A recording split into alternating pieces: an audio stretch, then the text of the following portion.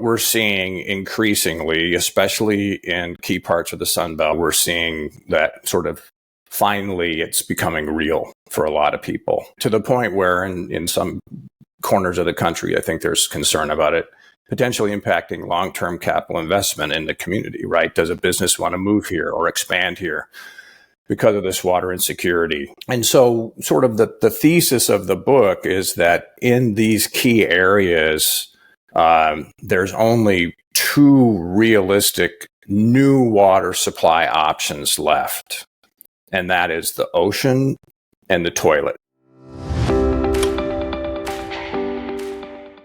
Hello, and welcome to a fascinating and important episode of How We Change the World podcast. I'm your host, Deborah Rowan, and today's episode is both eye-opening and comforting. My guest, Peter Annin, joined me to explore his latest book called Purified, How Recycled Sewage is Transforming Our Water. Now, with a rich background in journalism, including his 10 years at Newsweek covering conflict and the environment, and his current role as director of the Mary Griggs Burke Center for Freshwater Innovation, Peter brings his impressive depth of knowledge and insight to the table. Now, I think we all know water scarcity is a vast and growing global problem. However, for this particular crisis, there is a known and tested answer: recycling sewage. Peter's experience and really deep understanding of the complexity of water issues in all the different regions of the country and even the world, and especially in the context of climate change and these increasing droughts we're experiencing, really makes for a super compelling book and a great conversation. So grab a big glass of water and enjoy this conversation about how we can change the world with Peter Annin.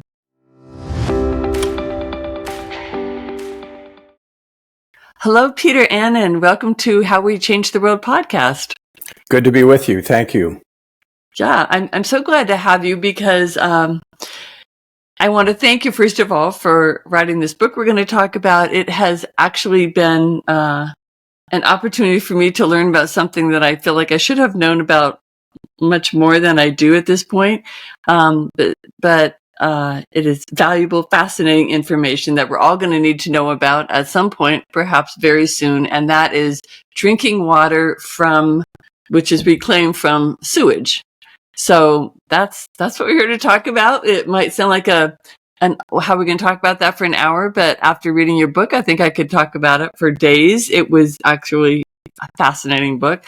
And you're the right person at the right time with the right credentials to not only ask the right questions, but then because you're a journalist, you are able to, you're able to write that in a way that was very compelling. Thank you. People may not. The title of the book is Purified: How Recycled Sewage. I'll start over. Purified: How Recycled Sewage is Transforming Our Water. And I think it was just published this month, correct? That's right.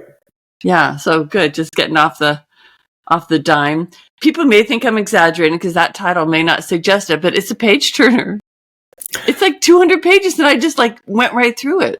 Yeah, a couple of people have read it in just a couple of days. Yeah, they've told me. I've gotten some emails from a lot of people, and it's as you know, right? The market now is demanding really short attention spans, so the pressure's on writers to make stuff as interesting as possible. And the story really has a lot of natural drama in it, right? And it was just the reporting brought that out, and it was actually a really fun book to write. Was it? Yeah. That doesn't surprise me because you can kind of feel that because there's drama and there's backstabbing, there's politics, you wouldn't expect it all, but water is so political because it's like oil, right? It's got the same kind of, we have to have it, at least water, even more than oil for sure. Yeah. There's just something about water that gets people riled.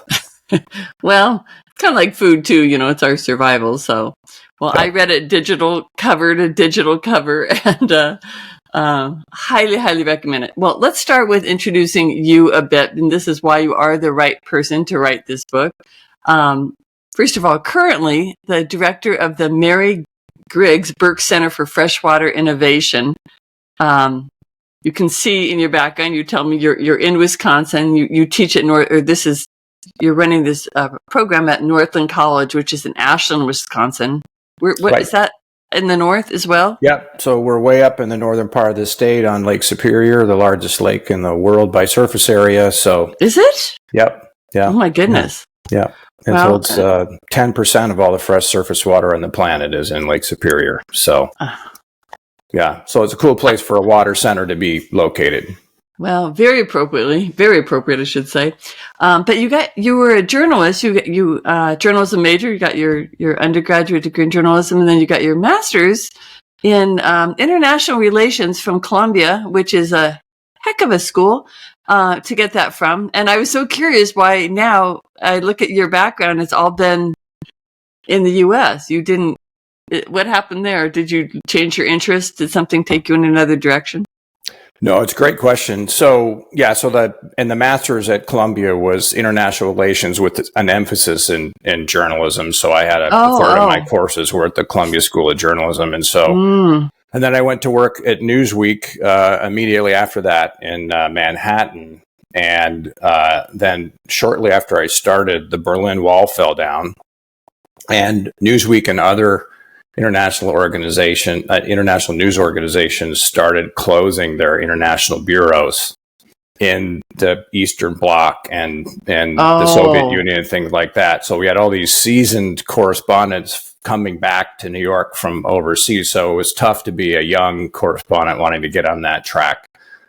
So I ended up then, ending up on the domestic. It was surprising to me as an international, specialist. And so I did end up doing a lot of freelance work internationally at the World Economic Forum and Davos, Switzerland. I did a lot of work for them over the years. And then my last book, The Great Lakes Water Wars, includes a chapter on the Aral Sea in Uzbekistan. And so I got to do good foreign travel deep into Central Asia for that book. So I managed to sneak it in, but it was a tough time to graduate wanting to specialize in international journalism for sure.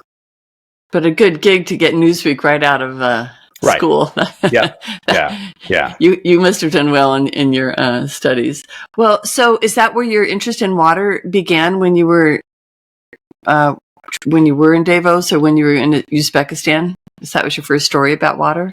Yeah. So I was a general assignment reporter first in the Houston bureau and then in the Chicago bureau after I first started out in the New York office. And I've always been interested in environmental stories. And so as a general assignment reporter, you have to take what's coming from New York, but you also get to pitch to New York. And I always pitched a lot of environmental stories. And then increasingly, my interests so I've, again, been an environmental journalist for a long time, at least in part at Newsweek. And then I left Newsweek in 2000 and focused full-time on the environment. And then after that began to sort of sub-focus intensively on water and that climate-water interface specifically, and sort of regionally, nationally, and globally, it was pretty clear to me that water was going to be a key issue going forward. And so for the last 20 years, I've focused almost completely on just water. And first here in the Great Lakes region, but now this latest book has been a Sunbelt book primarily. And I really had to wrap my head around the entire national water picture and international. Yeah. Well, that was very prescient of you because that's right about the time when everyone else started getting interested in water. It hasn't come to the public yet, which is what I think your book is going to do, is bring it into our living rooms because, I was so shocked when I was reading your book about, like I said, how many interesting parts of it there were. And, I focus on the environment a lot too, but I just hear these stories sort of tangentially. I live in Colorado. The Colorado River has been at the heart of it, at the heart of conflict for years and years and years.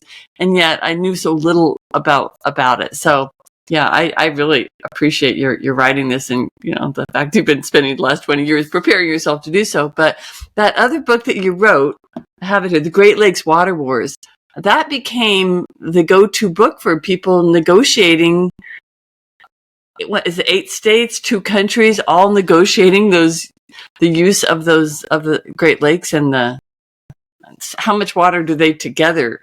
I don't put you on the spot. You probably know this though. Like those Great Lakes together. Yeah, so all 5 Great Lakes together hold 20% of all the fresh surface water on the planet. And what's remarkable about that book is despite the water richness of this region, there's an enormous amount of tension over water here as well.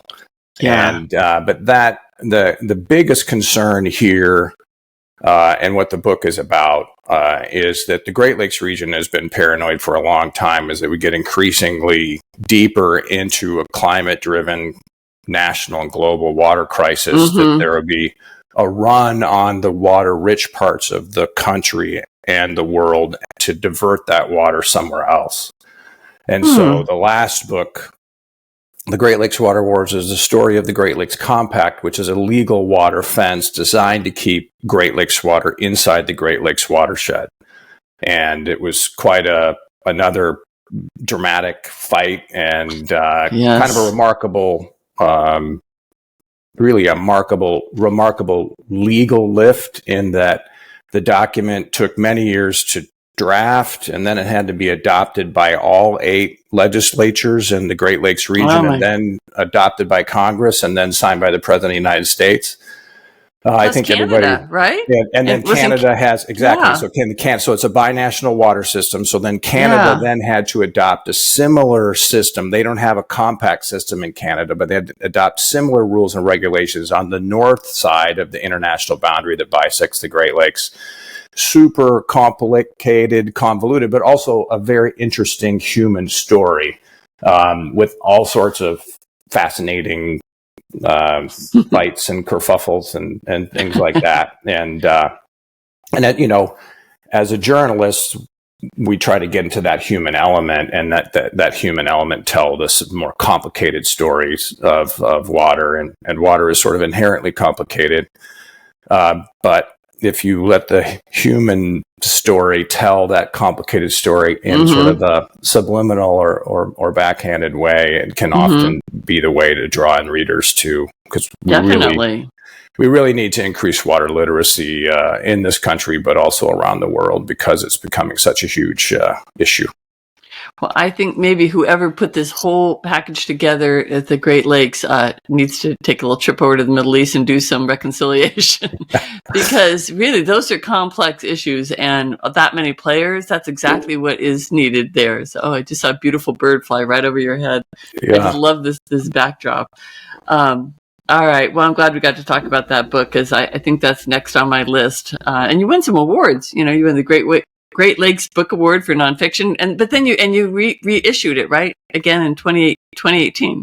Yeah. So as you pointed out, the first edition of the book really was designed. So the compact had been released, but it had not been adopted by those other legislatures that I mentioned, the 8 Great Lakes legislatures. So the book was sort of like, if you want to know why we're talking about this, if you want to know that. So it was sort of a tool that people use, so that people sent them to all sorts of congressional offices and legislative offices, or around the region. And then the compact was adopted, and so after about a decade, I started to rework on a major revision of the book that told the story of how the compact was adopted, and then was starting to be implemented with different test cases that were also very fascinating and dramatic. And so, the second edition, the first edition of the book was 2006. The second edition was 2018. And more than 50% of the book was completely rewritten or added to from there. Yeah. So, it was kind of a new book, really. In a lot of ways. I should give it a new title.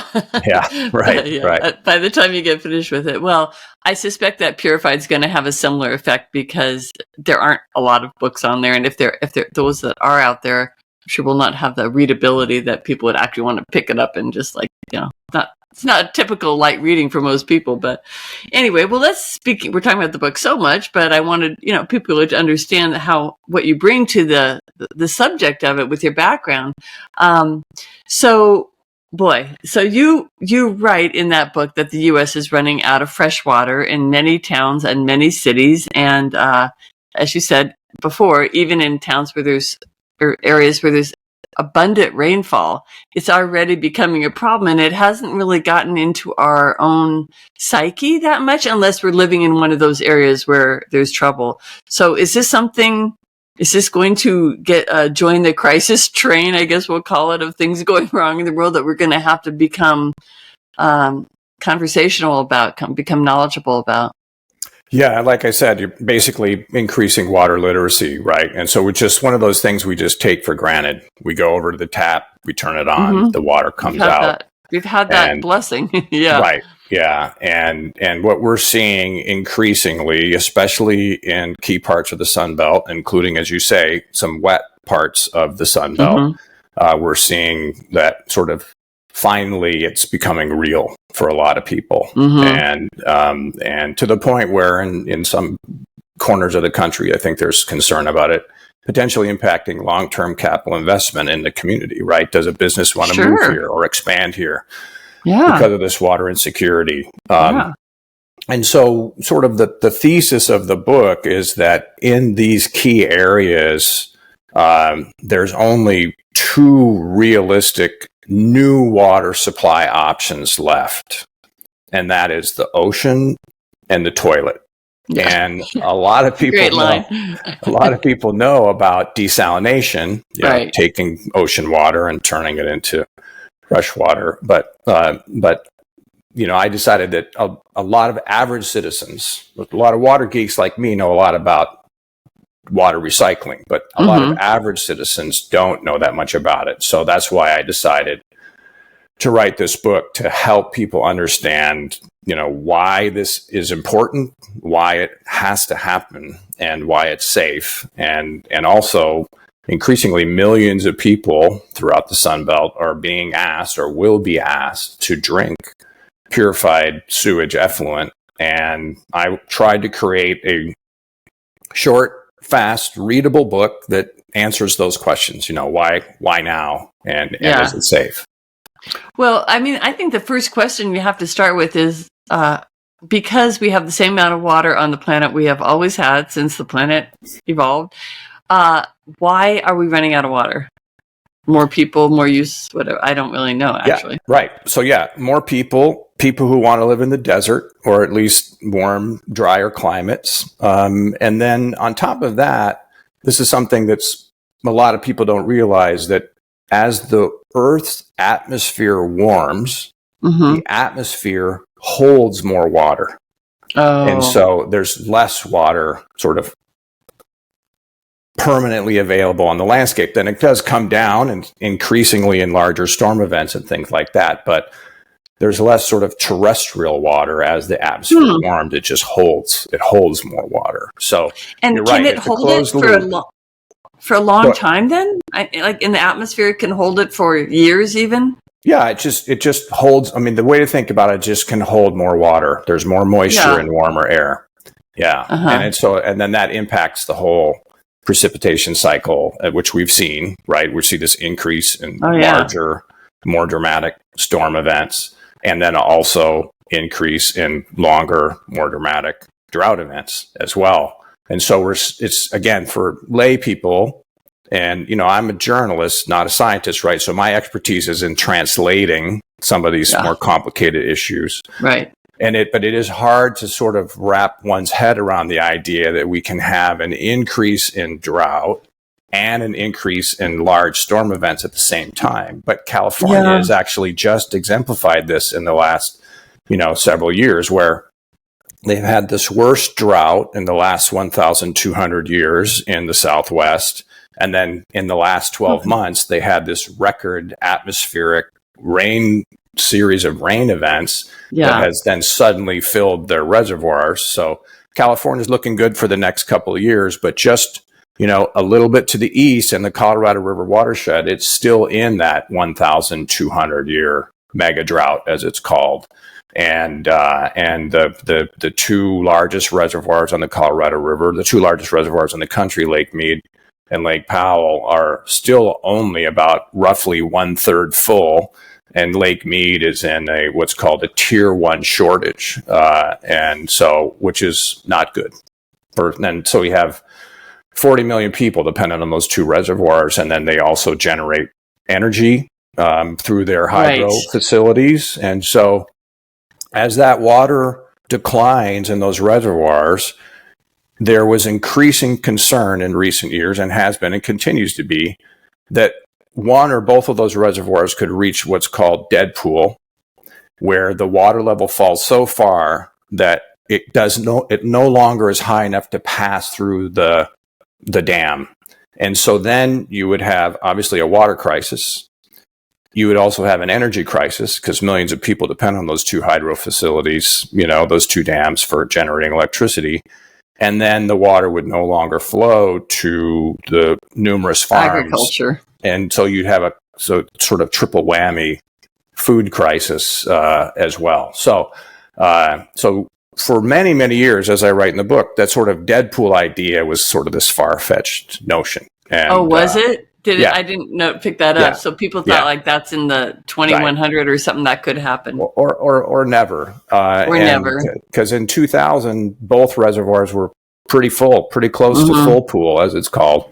Oh. And then over that 2-decade plus mega drought, there was just more and more conversation about dead pool. Right. And then the water engineers just started to show graphics about how far the water would fall to get to first minimum power pool and then dead pool.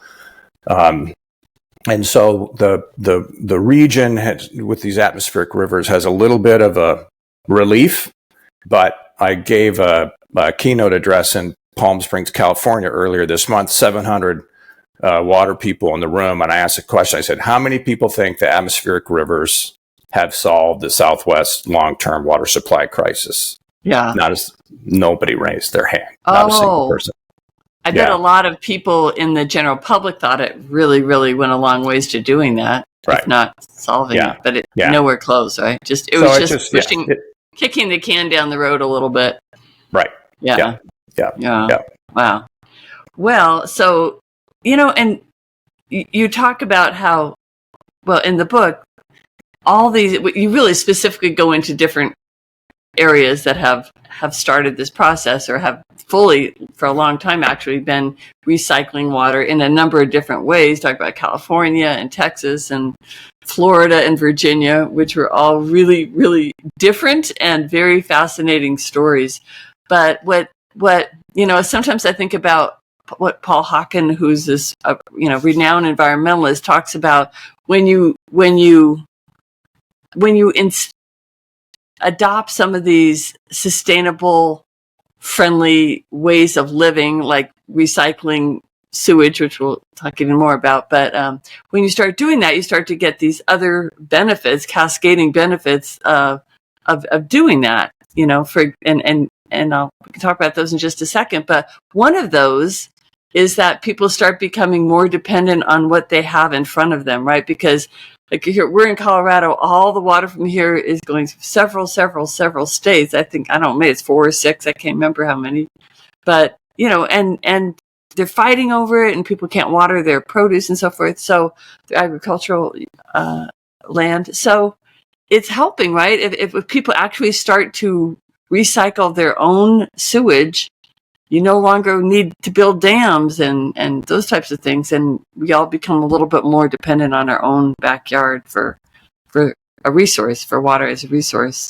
Yeah, absolutely. So, inherently, right, recycling is a sustainable thing. And we think about it with aluminum cans and newspaper and things like that.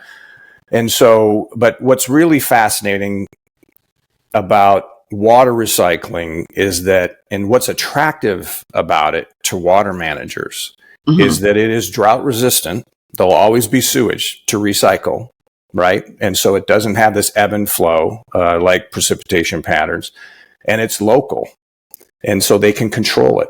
And so you don't need, like you say, to build the dams or the canals or the pipelines to move water over long distances, which creates a massive carbon footprint. Right. I was thinking that the whole time, piping this water everywhere. Yeah. And one of the things that I point out in the book is that The state water project, as an example, in California, which takes water from the northern part of the state and delivers it to the southern part of the state, is the single largest user of electricity in the state of California. So that's all Google's data centers, all Apple's headquarters, all these big corporations and their energy footprint. And those data centers use a lot of energy, but this state water project is the single largest user of electricity, thereby therefore the single largest carbon footprint in the state of California. So that's why we're seeing this boom in the idea of taking this local water supply, treating the heck out of it, and keeping it local, drought resistant. And it's really, really taking off now in key parts of the country. Yeah. I mean, eventually it will be in all parts of the country, don't you think? I do. Yeah. It may take a little while to get there, but. Right. As I say in the book, we can't take water for granted anymore, and that includes sewage. And so I think over the next several decades, water managers everywhere, including in wet parts of the country, are going to be taking another look at this whole kind of urban water cycle that we have, and rural water cycle with agriculture, which, as you know, uses more water than any other sector. Mm-hmm. Well, when you said that we'll never run out of sewage, is that true? Because if we run out of water, we'll run out of sewage. We'll run out of life, right? So I guess as long as we keep the process circular, we'll have enough sewage, and then right. Well, and a lot of places in the world are ahead of us on this, right? You talk about Singapore and shockingly Namibia. How long have they been doing this? Yeah, they've been for decades and decades, and so there's a couple of things. So Israel is way ahead on agriculture, using recycled water for agriculture. Namibia is way ahead on using it for drinking water. They've been doing it for a long, long time. I should say those are the early adopters, if you will. But now what's happening in the United States is the United States, in this boom in potable or drinkable water recycling, is the leader in the world. And so sort of Namibia was first, but it's a pretty small program. But we're seeing in the United States is, the Los Angeles, second largest city in the country, has pledged to recycle 100% of its sewage by 2035 and turn it into drinking water. That's very 100%, soon. Second largest city in the country. San Diego is looking at more than 50% by 2035. Then we have, other Southern California generally is the global leader in potable water recycling. And so Israel, global leader in using recycled water for agriculture. And again, Namibia was an early adopter, but nobody is going in full tilt like the United States. And that especially includes California. Not. Right. Okay. Yeah. When it comes to potable. When it comes to drinkable. Oh, they're using it for agriculture. This is going to sound a little surreal, but I was in Gaza, I think it was like 30 years ago this month. And I happened to be, for some reason, meeting with a water minister. And just to show the connection between water and conflict. And in those days, this is pre-Hamas, way pre-Hamas.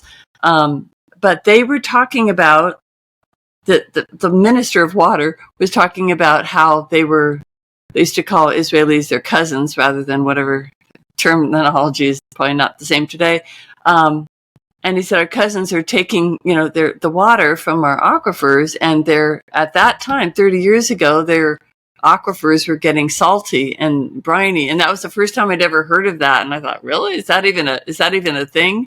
But you see how it's just one element, of course, of the overall conflict, but an important one. And so I'm happy to hear that Israel's the number one reuser of water for agricultural. I'm sure that's really, when you're in the desert, you have to get creative, and you can't take other people's water. You got to figure out your own water. Absolutely. Absolutely. And, inherently water is a national security issue in the Middle East for everybody. It probably is everywhere, isn't it? Yeah, well, it is everywhere, but I mean, it is a cutting edge national security issue there on all sides. And so, And, I just think we're increasingly going to see that all over the world. Yes, and scary, also all over the United States. Yeah. Can you talk a little bit about some of the individual stories, like in California, the struggles that they had getting this online, starting with San Diego, which it's one of the reasons why this book is funny in parts is because there's so much potty humor, which you feel like, okay, that humor really got in the way of installing this more sustainable way of living, but it did, potty humor is still entertaining. At least it was in this book. So, but they really got into using these really sophomoric ways of talking about recycling water. So maybe talk a little bit about San Diego and what happened when they tried to recycle water. Sure. Yeah. So San Diego was one of the big first early attempting adopters. It was ultimately failed, as you said, in that first instance. But so what you had was the second largest city in California was concerned about running out of water, seeing where we're heading, presciently. But the over time, the city decided that it would be cheaper to these programs are expensive. They're just not as expensive as diverting water across the country, and it's cheaper than even desal of ocean water.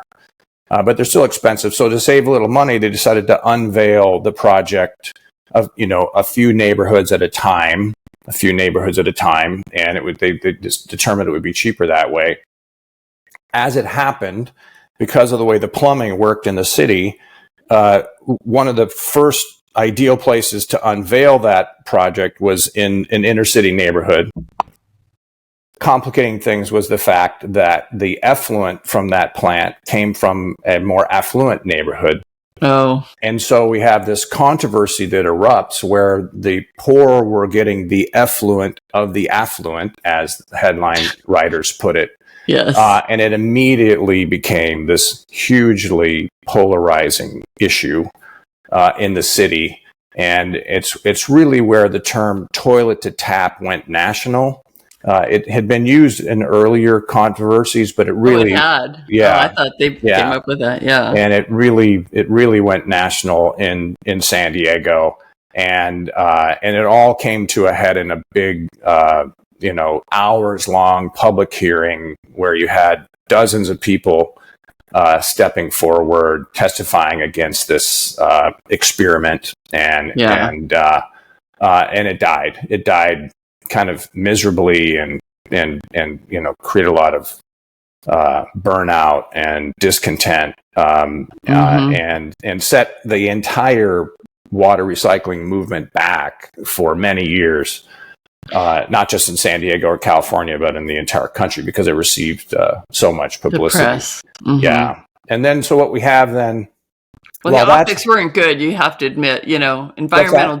I said the optics weren't good. Oh, the optics were terrible. You couldn't have set that up worse in terms of the rich to the poor.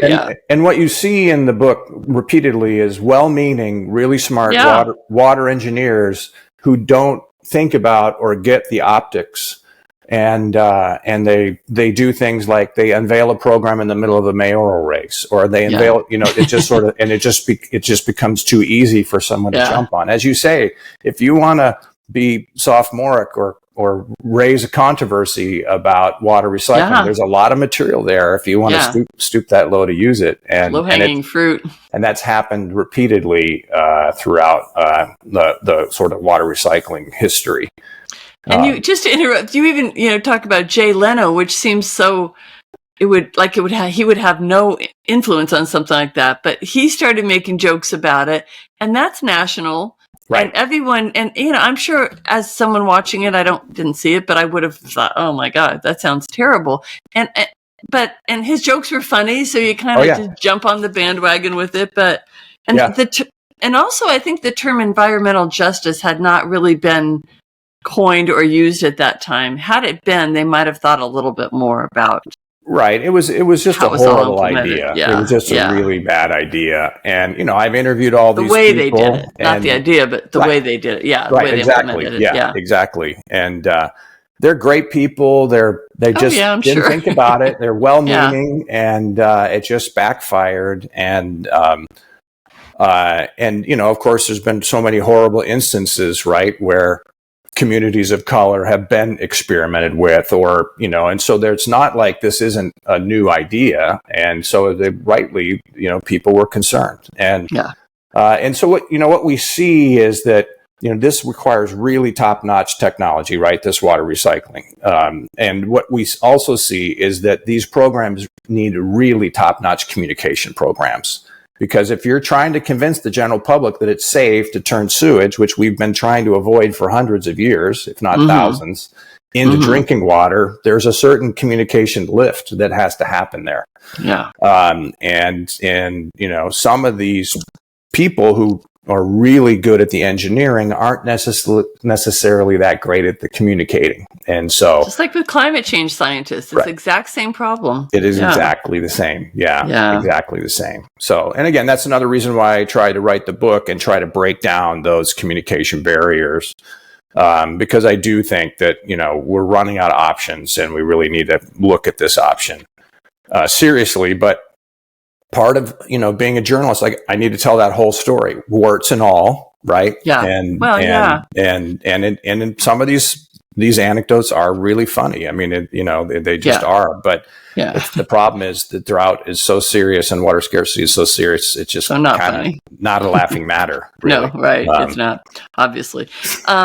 So I don't know if you can talk about this in a podcast, or if it's better just for the book, but you do talk about some of the different methodologies. And I thought that was very important transition. I guess I want to know a little bit more about the ways that people implement this. For example, whether they strain it, sort of, I don't know the terminology, at least it's not on the tip of my tongue. Like they put it into the system slowly so that it has time to go through the aquifers and to be cleaned slowly. So you recycle it, and then you already clean it right once, and then you basically put it into the ground, which further cleans it. And so over many, many years, it slowly goes into the water system, not just all at once. So that's what they did first. And then they've kind of switched to skipping that part. I know I'm making that very simplistic, but can you just talk about that a little bit, the different ways and where we're at now with that? Sure. Yeah. I think the best way to do that is talk about Orange County, California, which is a global leader in potable water recycling. And earlier this year, reached the point where the Orange County is now turning 100% of its available sewage into drinking water. They're tapped out. Wow. They have no more sewage to recycle. Really? Yeah. So they're like even. Are they continuing on so that as it's created, it's turned into water? So they are, but there's nothing. All of it's now being turned into drinking water, and so we'll use the Orange County system sort of as a case study, right? And so their first stop is this: the sewage is raw, and the wastewater department turns that into Clean Water Act caliber effluent, which is then discharged into surface waters all around the country. So the Federal Clean Water Act requires wastewater treatment plants to meet certain standards of safety with this effluent, and then that effluent is then normally discharged into rivers, oceans, or lakes, where it then mixes with that natural water and then flows downstream. Orange County takes that effluent, which is not discharged into surface waters, captures it, moves it over to the Orange County Water District facility, which then the first step is it runs through microfiltration. And that gets out what I call like the bigger stuff. And that is Giardia, Cryptosporidium, viruses, bacteria, things like that. Then the next step is that it goes to the reverse osmosis system. And increasingly people are familiar with reverse osmosis. And reverse osmosis pushes that water through really, really high-tech filters that screen out PFAS, pesticides, chemicals, pharmaceuticals, all the stuff that people generally tend to worry about.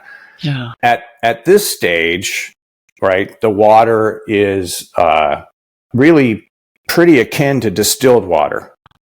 And yet it then goes through ultraviolet light and hydrogen peroxide, which is somewhat redundant to RO. It sort of does the same thing. So they do both. They sort of, so it's sort of an extra layer, if you will, of treatment. And then from there, as you said, then that water is discharged into the groundwater system in Orange County, where it has a residence time of 6 months or more. Then it is drawn out by the water departments in the different communities in Orange County. It's treated again by the water departments as it comes out of the ground, and then it's served to, millions of people in Orange County. This has been happening in Orange County in different ways, shapes, and forms since the 1970s.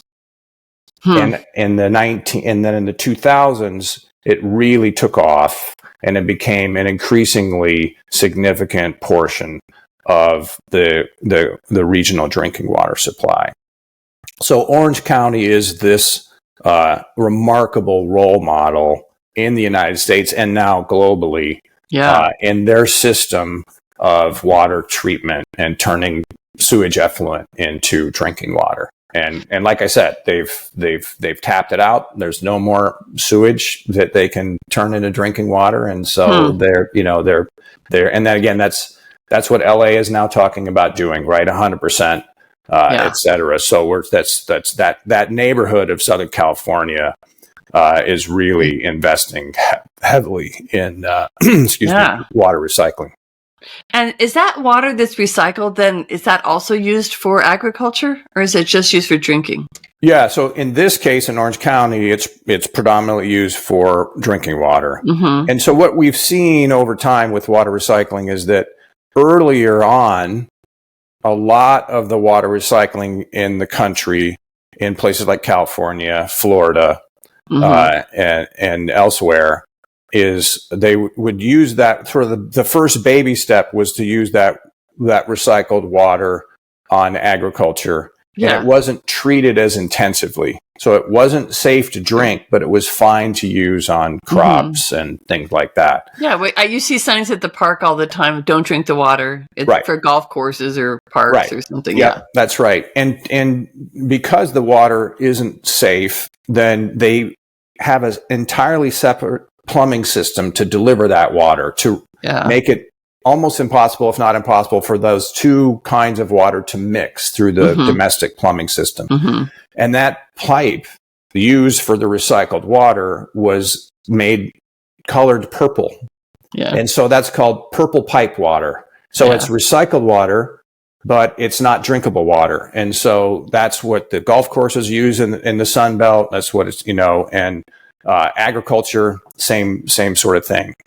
And then what's been happening as the water crisis has become more acute is that the water thought leaders, if you will, have decided increasingly that using that recycled water just once on crops, where it then goes down into the ground or evaporates or ends up in the crops themselves, is not the highest and best use of that recycled water. Because if we use it in an urban area for drinking water, then it can get used again and again and again and be recaptured and then re-recycled and then consumed and then and as opposed to just applying it once on a lawn, say, for example. I see, yeah. And so what we're seeing, we still a lot of purple pipe recycled water out there. But what we're seeing, especially in these big urban cities like Los Angeles and other sort of semi-urban areas like Orange County, urban and semi-urban, is that that purple pipe water is just too valuable to use just once on a lawn, and they want to capture it and reuse it again for drinking water. Fascinating. It really is. And, but what you're talking about, Orange County is such an an outlier really in terms of the quality of the steps, of the redundancy. It's expensive. And I'm just wondering because the other ones, I mean, you talked about some areas, the smaller towns or areas in Texas that were not going through, they skipped the whole putting it back into the ground. They just literally gave it right to the people after it was cleaned thoroughly. But it doesn't sound like there's been any problems with that. At least I didn't see any. Yeah. So that's right. So in 2011, there was an extremely serious drought, the single driest year in recorded history in the state of Texas. And so what you saw in West Texas in a small town called Big Spring, ironically, I didn't even catch that in the book, but yeah. And then another area, Wichita Falls, which is northwest of Dallas. Both of those communities almost ran out of water. Tens of thousands, hundreds of thousands of people might have had very serious water crises. And again, as we talked about earlier, we're getting to this stage where it's becoming real. More and more towns, yeah. And so in these two towns around the same time, it was very real. Came within months of running out of water. And sort of like that sort of day zero we heard about in Cape Town, South Africa, a few years ago. Yeah. And so they went to environmental officials in the state of Texas and they got emergency permission to create what's called a direct potable reuse water recycling system, as you said. Orange County's system is called indirect potable reuse because that recycled water is sent indirectly to people through the groundwater system. It's as an environmental buffer. Just in case something were to happen, it would end up in the groundwater and mix and be purified by Mother Nature. So, but because we had an emergency situation and because it's cheaper to build a direct potable reuse system that doesn't have an environmental buffer, state officials in Texas allowed both Big Spring and Wichita Falls to implement these emergency systems where they had all this heavy duty treatment and then it went straight into the plumbing system, straight into the drinking water system. And there's a couple things really remarkable is that, yes, there have been no incidents. It's been safe and fine. Wichita Falls was just a temporary program for about a year. And Big Spring continues to do use this direct potable reuse technology. But this was just 15 years or so after the huge controversy in San Diego. And that was an environmental buffer system in San Diego. It wasn't a direct potable reuse system. Yeah, this is much riskier, it would appear. And it was extremely popular in Texas. Extremely popular. Different mindset, right? Yeah, and also, the way I put it in the book is that if you wait until it's almost too late, recycled water can be really, really popular. When people are afraid of running out, right, they're not. But there was a guy, again, to your point about the humor. There was a guy in Big Spring, Texas, who was quoted in the papers saying he looked forward to drinking his beer twice. Yeah. And then there was there are people in Wichita Falls that printed T-shirts. We put the number 2 in H2O. And so, the humor is there. But that didn't sabotage the program. They were, in fact, what was controversial in Wichita Falls, where the controversy erupted is when they announced that they were going to stop doing direct potable water recycling. People were so freaked out by the drought that they were afraid that if they were to let go of this safety line, this water, Also, they thought it tasted better. And they thought it tasted better. It did taste better. Which is what I wanted to ask you about Orange County. Does their water taste good? Yeah, it does taste good. In fact, when I'm on going on my book tours, Orange County shipped me at my request some of their water, and we that's a great idea. We had people taste it after my book talks. So that's a great idea. Yeah. So, and they liked it. I mean, the taste is fine once you're taking out everything. Because you're also removing probably minerals that we need that come from the ground. Is that true? Yeah, that's true. So for Orange County, as an example, again, as sort of a trailblazer, the water's so pure that when it would pass through concrete conveyance pipes, the big mains and things like that, it would leach minerals from the concrete. And so they have to put the water so pure that they have to put minerals back into it so it doesn't leach minerals from the conveyance system as it's just a natural effect that it will attract those things. I see. Yeah, I did read that, but I didn't really understand it. So now they're adding. Boy, this is an expensive proposition. This whole thing. So how does that compare to say what we do now? Is it something that if you were to use the Orange County standard, the very highest standard, could people afford to do it? It's a great question. And what I found in the book is that one of these kind of water complexities, the answer to that question depends on where you are. And so in Orange County, for example, it's cheaper to do the water recycling than it is to bring in the water from the Colorado River. See that long distance to bring that water in. So in that case, in places like El Paso, it's cheaper than same kind of thing. It's cheaper than diverting water from other parts of the area. But El Paso is landlocked, right? So it doesn't have an ocean to desalinate water. But they have a brinish groundwater system that they are using, and they actually have a desal plant in El Paso, and they're pulling salty water, not ocean salty, but brine salty, water out from the ground, and they're using desal and water recycling in El Paso. They've got a fascinating portfolio there. And I think in El Paso, that brine, because it doesn't have as much salt in the ocean, is cheaper than their water recycling, but their water recycling is still cheaper than diverting water from long distances away. So it depends, but generally speaking, to sort of bottom line it, there's a great question about cost. Generally speaking, it's not the cheapest, but it's generally speaking not the most expensive option for communities. Okay, that's good. When you factor in the fact that it's local, a drought-resistant supply that they can control, and they know, what's coming, it's worth the additional cost. Yeah. Sort of like what price water security, right? And to have this extra new source of water is proving to be really crucial for these communities and worth the money.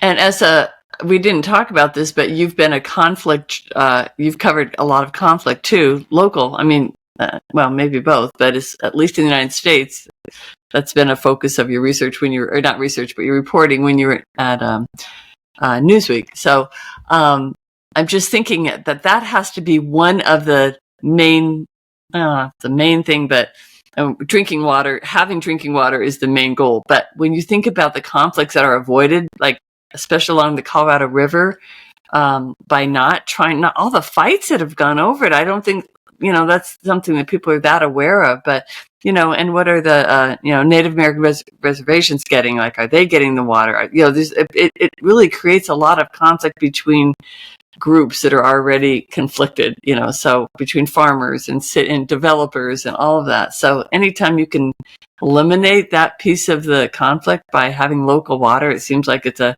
huge factor. You talked about desalination, which I always thought was the main thing, like for in the Middle East, for everywhere really, that's going to be the thing. But just to refer back to that cascading benefits of using recycled water, one of them is that desalination is actually not as good for the environment, right? You're creating a lot of salty stuff that you're throwing back into the waterways. Yep, that's right. So, so there's actually more stuff that needs to be removed from the water when you're desalinating ocean water than there is from sewage effluent. It sort of seems surprising. It's surprising or counterintuitive to people. And so when it takes more work to get that salt out, you use more energy. So the carbon footprint of desal is higher than water recycling. And then, as you say, there's the brine discharge. That's that concentrated salt brine that's removed has to go somewhere. So that's discharged into the ocean. And then there's also the issue, this is an issue in California, not so much elsewhere, but the environmental groups in California are really upset about what's called entrapment and entrainment of fish. As the giant pipes suck in that ocean water to be desalinated, they become trapped, or juvenile fish get sucked into the system as well. And so there's a lot of opposition to that aspect of desalination as well. And then you don't have any of that with recycling water. And then, in fact, as you are purifying that effluent, you're just discharging less. Your sewage stream to the ocean is smaller, right? It's because you're capturing most of that and making it drinkable. So there's a whole bunch of counterintuitive and surprising things about this. It's just getting over what they call the yuck factor is the main thing. It's psychological. It's almost ridiculous how that one, mindset is so important. It controls everything. Yeah. And honestly, before I started reading your book, I didn't know, how I felt about it. I didn't know. As you look at all the different pieces of it, it just feels like it's almost a slam dunk why wouldn't you? Because I haven't yet heard whether you're talking about environmentally or cost or safety or I cannot find what the downside is. Is there something other than the so-called yuck factor, which, there's a lot of yuck factors we just don't know about that we deal with, I'm sure there's a lot of that. This is just something that is very easy to talk about and scare people with. But what are there some negatives to recycling sewage? Yeah. So I think, the one is again, it's psychological, right? Okay. And it isn't the cheapest option. There's other options. Conservation, still the lowest hanging fruit. If we just use less, if we're just more mindful of it, especially outdoor watering in urban areas. And then also, agriculture by far is the largest consumer of water in the United States and the world. And so having and helping farmers be more mindful and conservation oriented in their water use is still the easiest, cheapest way to go. But what we're seeing is that those kind of conversations between the urban areas and the agriculture areas aren't moving quickly enough. And so what we're seeing is these large urban areas are just saying, we're just going to go for this. We're taking it. Right. And so, but it is expensive. It's just not usually the most expensive. And again, because the security that it brings, it's sort of that cost benefit analysis is increasingly seen as being worth it in many, many parts of the country. And a key factor too, with getting over that yuck factor is understanding the technology that's monitoring the water real time as it moves through every stage in the process. And again, Orange County is an example. If there's ever a case where something happens and something slips through, then they just offload the water. They shut down the plant and they figure out what's going on. And then, they ramp things back up again. So it is really remarkable. And what we're seeing in El Paso is investing in this really heavily. And we're starting to hear more and more about artificial intelligence helping with these kinds of things, is that increasingly what we're seeing is that these communities that are investing in recycled water are putting real-time sensors in the sewage system so that they could pick up any emergency issues before they even get to the sewage treatment plant, not to mention to the water treatment plant. Yeah. So that's where the sort of emerging technologies are really kind of ramping up, is in that sort of sewer shed, it's called, detection. And El Paso, again, is sort of really kind of leading the way in that. So interesting, these kind of places that you wouldn't expect, like Namibia and El Paso. And there's just, I think one thing that keeps coming back to me that might be an issue is that we don't have, or maybe we do, maybe I might be wrong in this. Do we have federal regulations? Because when you talk about Texas is like kind of a, had to do it in an emergency. They ran out and they skipped a bunch of steps. If you're talking about every single area following their own song, if you will, is there talk about a federal regulation? Because that's where I know you mentioned in the book that that many water experts say this, that if anything does go wrong, if there's an outbreak of something, like the whole program gets put back by years and years and years, generation even. So where do we stand on regulation? Yeah, so drinking water in the United States, kind of no matter what the source, including recycled water, has to meet the regulations under the Safe Drinking Water Act. So the Safe Drinking Water Act enforces drinking water. And there has been a debate about whether there should be a federal regulation specifically for recycled water that's used for drinking. And what we're seeing, in at least so far, is that the system is working, and the industry thinks that it's working, and so far I think the public as well, is that using the Safe Drinking Water Act on the recycled water is working just fine in terms of regulating that industry, and that there isn't a need for an additional layer specifically just because the water's recycled. In other words, what they say in Florida is, don't judge our water by its history, judge our water by its quality. And if it's meeting the stipulations under the Safe Drinking Water Act, kind of like, who cares where it comes from, is right. where we are right now.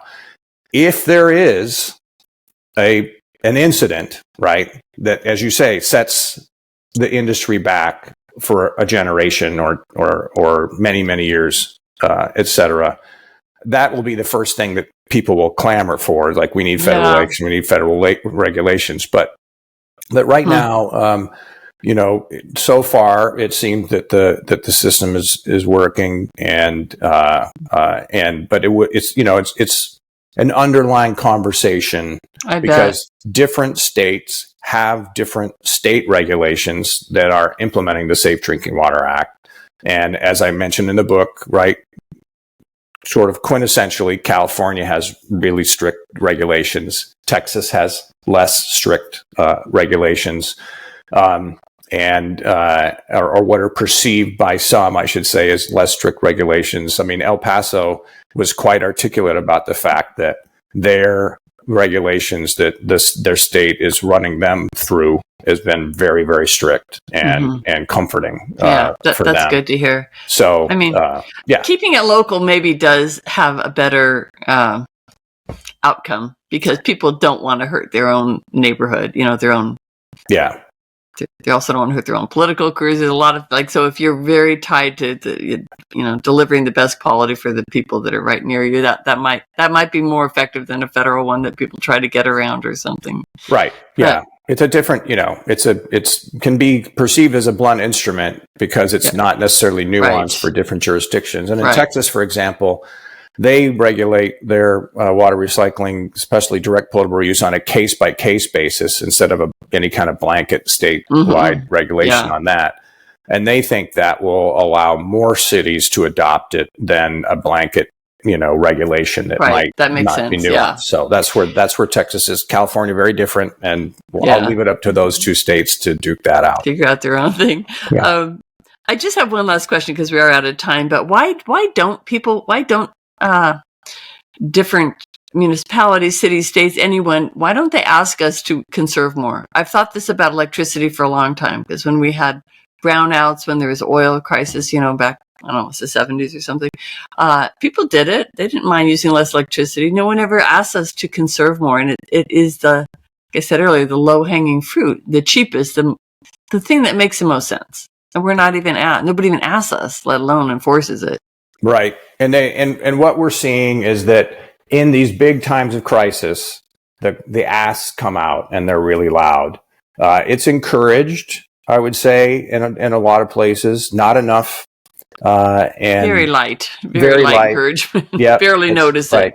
And then this is one thing to just show you how complex water is, that your water department, your revenue comes from your sales of water to your customers. Okay. If you ask your customers to conserve water, you are lowering your revenue that comes in. And so you can have a budget deficit in the water department if you ask your customers to conserve water. On the other hand, if you don't do it in many areas, if you don't have them conserved, you're going to run out of it. And so there's like this kind of dichotomy there in that situation. But, in the end, we just need to make sure we don't run out, and people need to conserve. And I think we need water departments to come to terms with that budgeting, so that they're budgeted in a conservation mind as opposed to sort of a status quo mind. Well, I still would encourage everyone to conserve as much as they can, because why not? Because we waste so much. And so at least, especially with the plants that we grow, especially here in Colorado, we have to grow plants that are native, and there is movement toward all of this in every state, I think. But I definitely think it's something we could focus more on. But I completely agree. Yeah, you are. This has been so enlightening. The book is enlightening.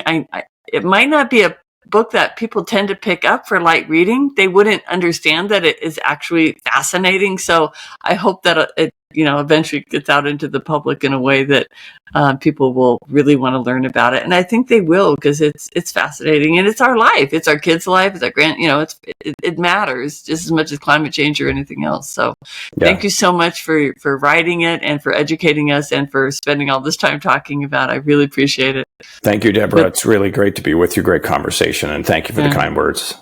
But good luck with the book. Thank you. Take care. Thank you. All right. Bye. Bye. Bye-bye. Bye.